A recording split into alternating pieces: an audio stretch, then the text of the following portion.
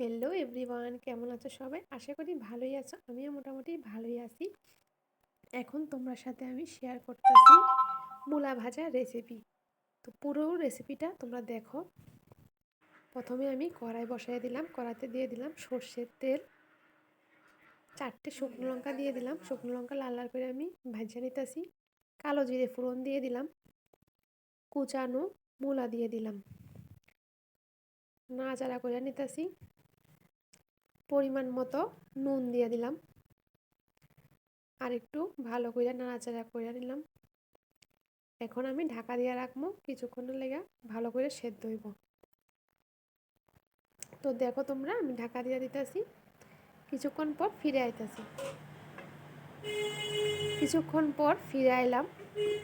এখন আমি চেক করে নিব মূলা কতটুকু সেদ্ধ হয়েছে। ভালোভাবে সেদ্ধ হয়েছে। এখন আমি দিয়ে দিলাম হলুদের গুঁড়ো,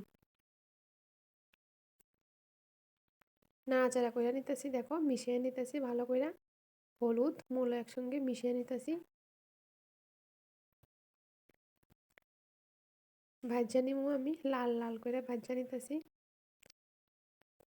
2-3টে কাঁচা লঙ্কাও দিয়ে দিলাম, নাড়াচাড়া করে নিতেছি। এভাবে নাড়াচাড়া করতে করতেই মূলো প্রায় ভাজা হয়ে গেল।